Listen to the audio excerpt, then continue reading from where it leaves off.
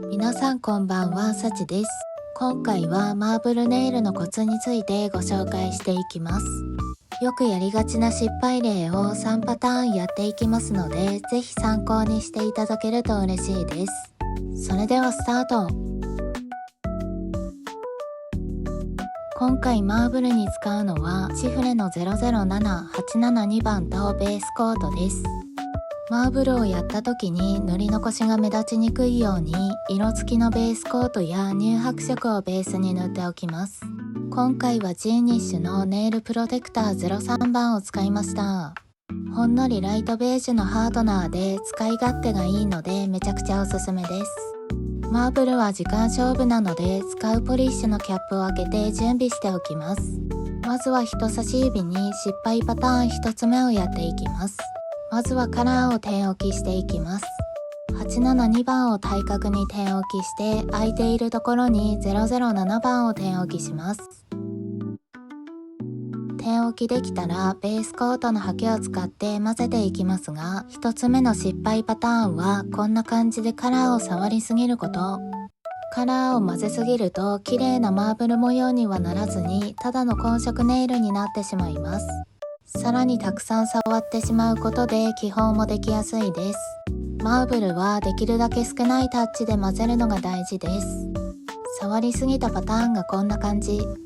ニュアンスっぽくてこれはこれで可愛いんですが、混ざりすぎてマーブル模様には見えないですよね。こういう仕上がりになってしまう方は触りすぎないように意識してみてください。2つ目の失敗パターンをやっていきます。カラーを点置きするところまでは同じです。点置きの量は爪の大きさにもよりますが、ぷっくりと多めに置くのがおすすめです。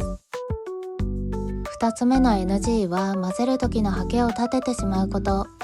ハケを立ててしまうとこんな感じでカラーをえぐってしまいます。えぐってしまったところが薄くなってるのがわかるかと思います。爪に対してハケを立てて混ぜるとこんな感じでカラーがいなくなってしまいます。ハケは寝かせながらカラーの上澄みを優しく動かすイメージです。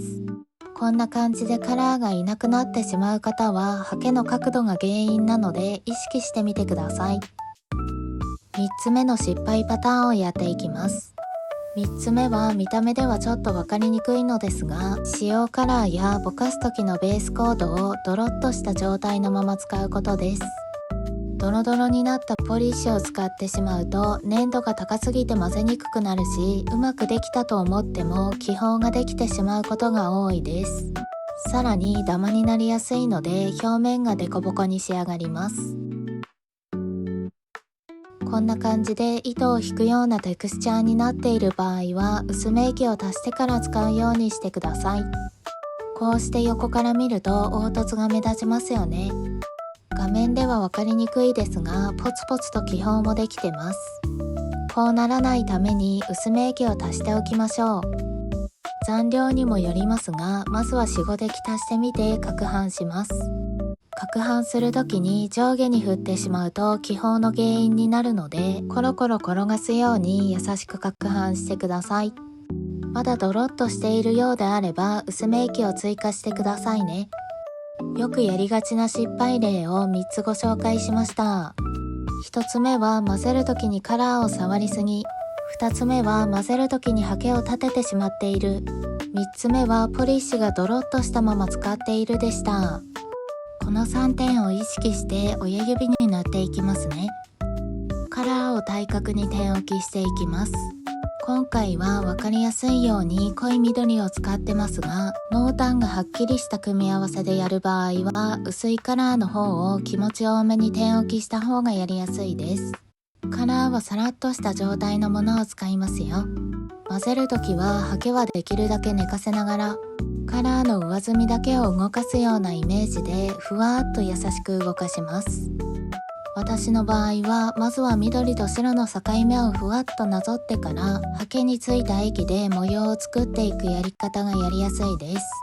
混ぜ方に正解はないので S 字を描くように動かしてみたり、くるっと円を描くように動かしたりしてお好みの模様を作ってください。カラーが混ざりすぎないように注意しながら全体のバランスを見て上澄みだけを動かして模様を作ります。私は緑からホワイトにふわっとつなげる感じが好きです。ある程度混ぜたらハケに残った液でサイドの部分や根元の塗り残した部分に塗っていきます。ベースカラーを塗っているので気になるところだけで大丈夫です。ハケはキッチンペーパーに拭き取ります。カラーが乾いたらトップコートを塗って完成です。今回トップコートはディア A を使いました。マーブルネイルの完成です。カラーが混ざりすぎず白と緑の部分がそれぞれしっかり残っているし、カラーがえぐれてしまっているところもないですよね。表面もデコボコにならずにつるっと綺麗に仕上がりました。失敗例をもう一度見ると、人差し指はカラーが混ざりすぎているし、中指はえぐってしまってカラーがない部分ができちゃったし、薬指は気泡もあるしデコボコに仕上がってます。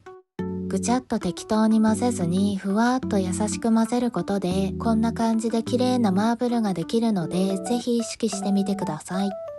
今回使用したカラーはこちらです。お好きな組み合わせで試してみてください。使用した薄め液はシャレドワのポリッシュシンナーになります。コスパが良くておすすめです。